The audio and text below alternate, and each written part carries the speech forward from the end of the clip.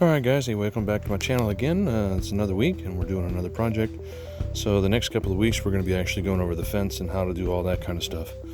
Don't mind the rope that I got right here. I'll stand back and show you. I had some deer that were pushing my fence over, so I just put a couple stakes in the ground, tied some rope up to it and made it so they can't really get at it. Anyways, getting down to the other stuff here.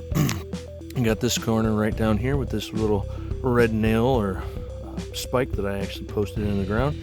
And it's got a 90-degree corner right there because I used my square that I showed you in one of the first three videos. And then I got my line coming off over here, and it comes down here to this corner. Then I used that square again when I was in this corner to make this one right here, and then set it up and put my line down over there. You see it going into the back there a little bit. So what this does, that square gives me a straight line off of my house coming over to where I want my corner to be, especially since I have my septic field over here. Step back a little bit more. There you go. And then that other 90 degree that I use gives me that straight line on the septic field. I don't really care too much about the backside or the other corner over here. I do care about my other side near my garage, and I'll show you that here in just a second. All right, so again, continuing on, got these other posts here. You can see one of the stakes here. I got another one back in that corner. I don't know if you can see it really well. I'll be walking that way here shortly. So we paid a surveyor to come out and survey the corners of our actual lot or plot, whatever you want to call it. And they put those 3 stakes in, so those are our outer boundary lines, and we know that they're good. We had some rain overnight, as you can clearly see. There's a difference in the ground, so I had to move my drainage back over. However, that spike is representing my corner here, which I used my square at again to give me a straight line coming off and going over here. I got a red line mark there. This actual spike is my center line, and I had a red line over here that I'm going to have to redo. I believe it was by this stake right here. So that stake that's right there and the other red line that's over there with the other stake that's in the ground gives me an 8-foot gate, so I can actually open it up because we have a wood stove. So moving on down, we got this other stuff here. This is that other line that he laid. So again, I'm not too worried about this one, but I want that straight corner off the top.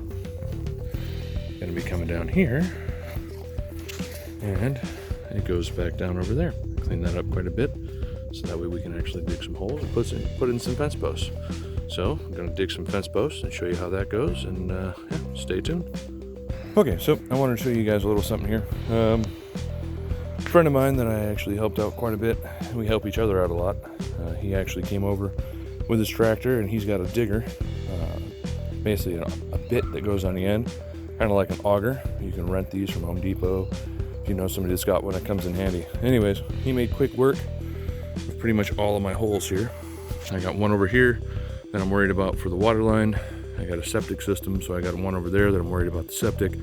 He didn't dig either of those. We got 2 up next to the house. That's 4. And then back over here in the corner, previous owner put a whole bunch of concrete in there, so I actually get to show you the trick I used to pull out a piece of concrete. All right, so I want to show you the difference. I kind of dug it back out here a little bit. He did most of the work for me. It took him only an hour to dig, 31 minus 5, so 26 holes. That one's dug out, this one's not. This right here is a post hole digger. You just put it down in there, pull it sideways because it opens up like that. And hold the tension outward and lift up, come to the side, release the tension back closed again. It'll drop it down. I'll see if I can get a video shot of me actually doing some of that. All right, so I'm working on actually getting a camera with a tripod set up. But just so you can see it, I got my post hole digger out. Pull it that way, lift it up, pull it aside.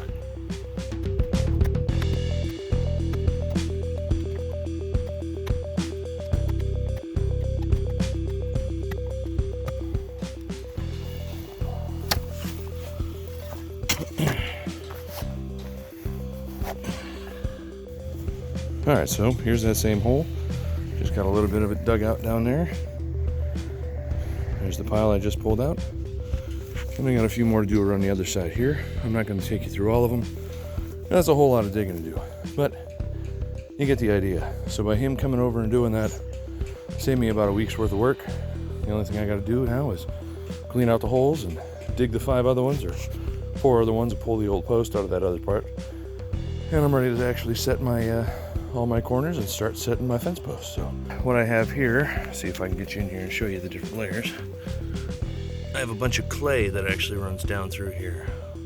Top about maybe 6 inches to a foot is decent topsoil, and after that it's clay, some sand, and a bunch of rock.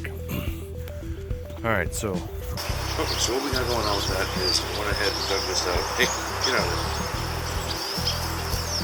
Went ahead and dug this out a whole bunch more. Normally I have a second person come in and help me. Unfortunately, that person has some family stuff to take care of. Go on, go over there. Thank you. Again, alright, so normally I have somebody else help me, but unfortunately they have some family stuff to take care of. So I dug the rest of this out by myself. What I did to make this easier on myself, believe it or not, is actually turn on the hose, fill up the hole that I had, let it sit for, in this case I let it sit for 2 days, 48 hours. Normally I'll let it sit overnight and come back out the next day and start digging. But everything stayed nice and wet, was able to permeate all the way down to where I needed. And let's see if I can't yank this bad boy out of here. Alright. Okay. And there she is sideways. You just saw me use the shovel to do that.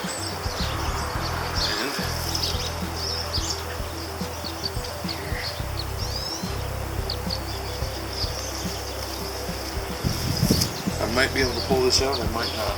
If I can't pull it out, what I'm going to do is dig a channel. It gives me the incline, so I don't have to lift all the way straight up, because this thing's going to be heavy.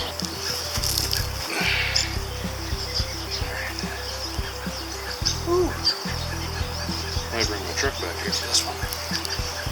Alright, well, we're going to go ahead and do some Hollywood magic with this. I'm digging it out a little bit more wide, sideways. Maybe dig my channel a little longer. Gotta watch out from out of the hole. Well, when I get it out, I'll tell you the method I used. But you just saw me unearth that bad boy in front of you. And that's how you do that. Alright guys, well, you can clearly see that thing is now out of the hole.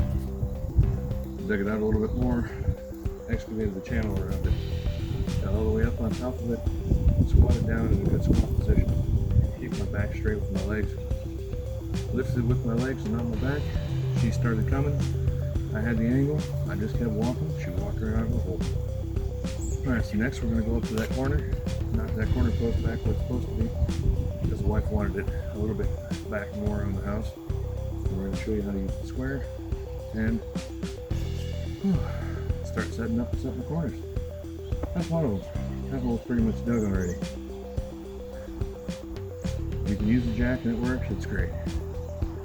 If not, shovel, pickaxe, water, wait a little bit of time. You got this. Alright. Let's cut it and roll it from there.